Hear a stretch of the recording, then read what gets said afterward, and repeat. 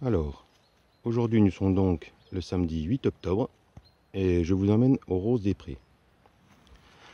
Donc le Rose des Prés se trouve dans des prés, de parties, vaut mieux qu'il soit bien exposé et il faut que ce soit assez humide.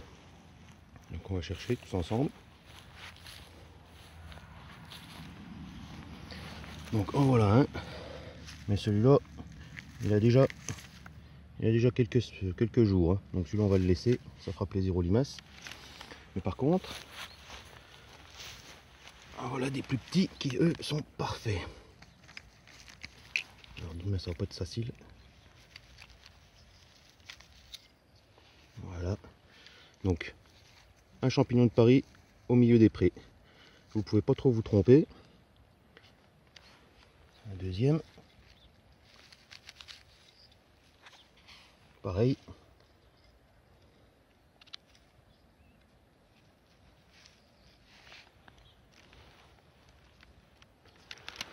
Et on continue.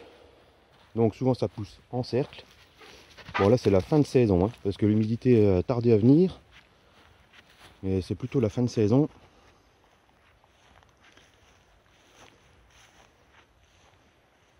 Alors ce qui pousse avec les roses des prés, voilà, le rare champignon qui pousse en même temps dans les prés, c'est ça.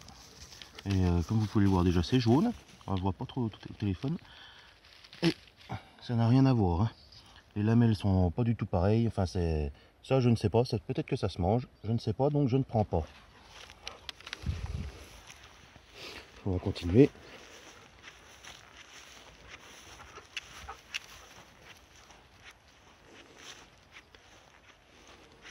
Moi j'avais commencé avant de vous prendre, hein.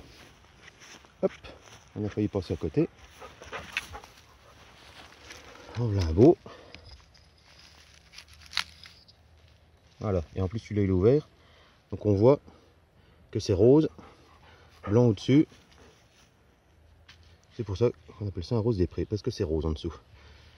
Bon, après quand c'est pas ouvert, on voit pas. Mais il y a peu de chances que ce soit autre chose quand même, hein. En forêt c'est compliqué le champignon, enfin c'est compliqué, il faut s'y connaître. En prairie comme ça, il n'y a pas grand chose d'autre qui pousse de toute façon.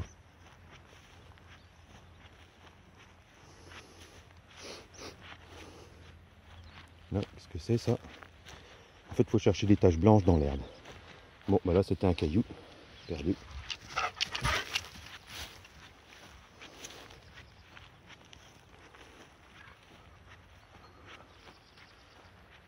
Là je vois des taches blanches.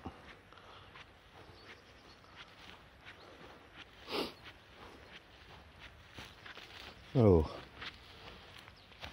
là il y en a un tout petit qu'on va se garder pour demain. Là il y en a un tout vieux, comme mon avis il est tout noir en dessous. Bon ça peut se manger en soupe, mais voilà, il est marron maintenant, il est plus très rose. Mais là il y en a trois beaux. Hop, pardon.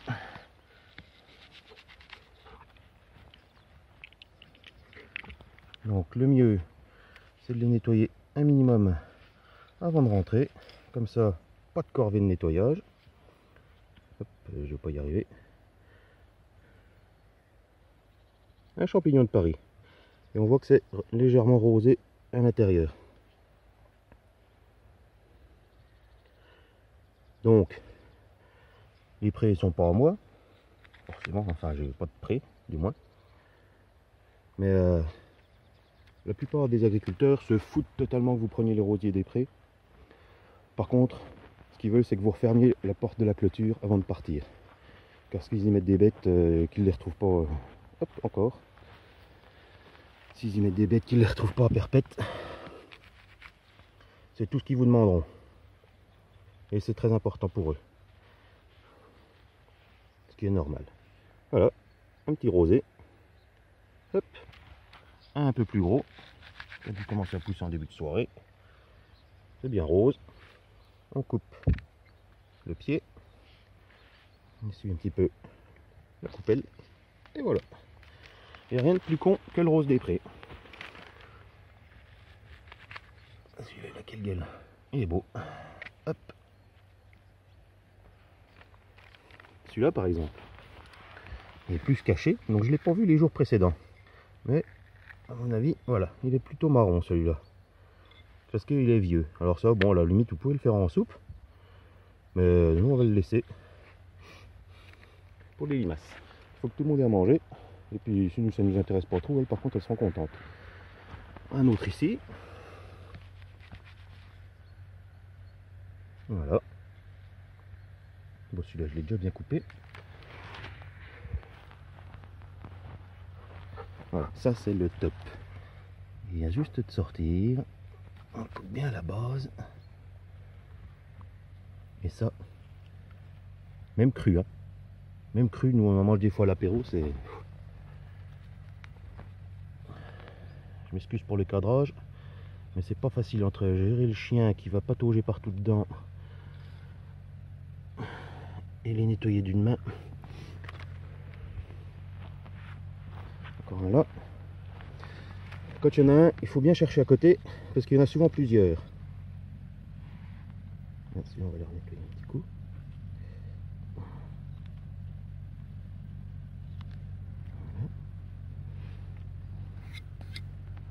Et si on ne met pas la merde dedans, c'est encore mieux. Voilà.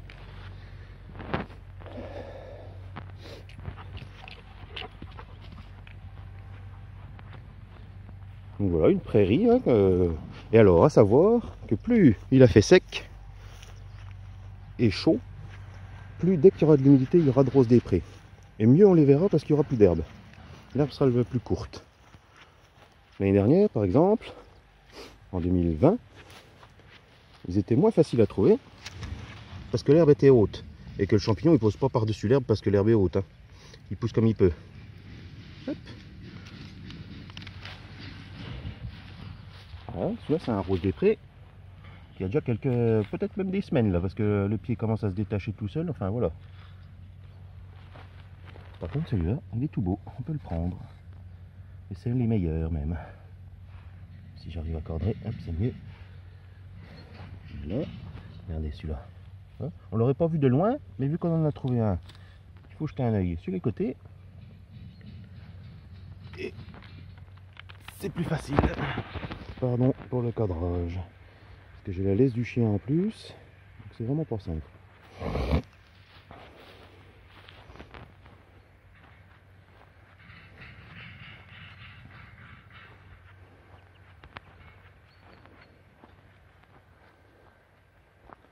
Hop. Celui-là on a failli pas les voir. Alors c'est une question d'habitude après. Hein. Moi j'y vais tous les soirs en rentrant du boulot. Donc il y a un moment, la moindre tache blanche, elle nous saute tout de suite aux yeux. C'est sûr que les premières fois que vous sortirez au Rose des Prés, vous aurez peut-être un peu plus de mal. Celui-là, il est beau celui-là. Hop.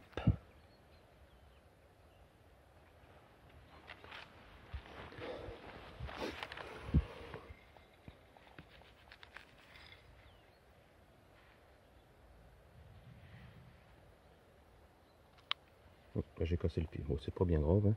Je ne ferai pas de le manger. Hop. Alors à savoir qu'un rose des pieds peut devenir très gros. Hein. Il y a des endroits, on ne sait pas trop pourquoi. Peut-être parce qu'il y a peut-être un filet d'eau qui coule sous la terre, ou on ne sait pas. J'ai déjà ramassé des roses des prés qui ont un chapeau de 17 cm. Hein.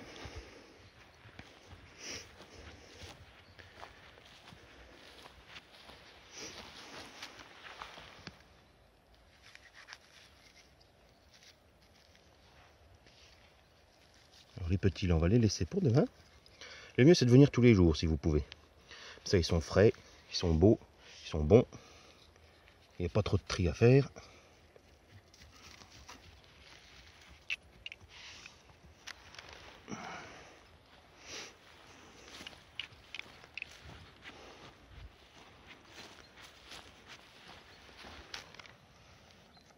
Alors après, vous les cuisinez comme vous aimez. Hein. Nous, on les fait avec des viandes. On les fait sauter avec de la crème et des nouilles. Ça nous fait un repas. On les fait en soupe. On les fait un peu n'importe comme on a envie. Hein. C'est des champignons de Paris. Faut les ça se cuisine comme on le sent.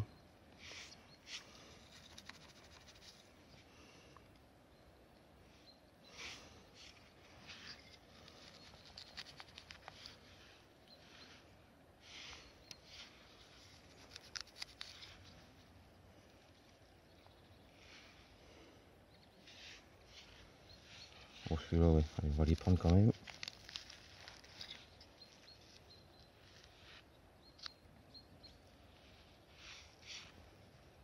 Alors moi, pour aller aux champignons, j'ai un bel opinel à champignons avec la lame courbe pour couper sous le pied du champignon et le petit pinceau pour le nettoyer. Bon, le pinceau, dès que c'est humide, en fait, ça étale plus la terre qu'autre chose, ce qui fait que le champignon est guère plus propre. Mais c'est un bon couteau.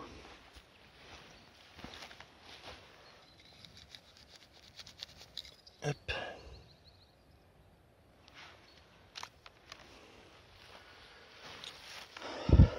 Alors par contre, le week-end, il faut sortir de bonne heure, parce que chez nous, ça chasse, et qu'il faut que tout le monde y trouve son compte. Il faut que les chasseurs puissent chasser, que les ramasseurs de champignons puissent ramasser des champignons.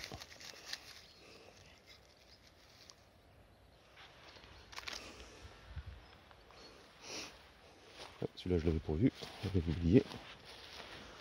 Bon, après, ça aurait pas été perdu pour tout le monde, il y a peut-être des collègues qui vont passer derrière. Il y en aura pour tout le monde, de toute façon. Voilà.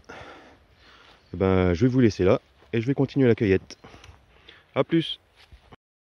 Alors, une petite précision, quand vous allez nettoyer vos champignons, surtout, ne les faites pas tremper, parce que là, ils vont se gorger de flotte, et quand vous allez les cuisiner, ça va rendre une eau qui, ça va être, voilà, ça va être un chewing-gum en fait. Donc il faut juste les passer sous un petit filet d'eau, vous les rincez, et basta. Allez, salut!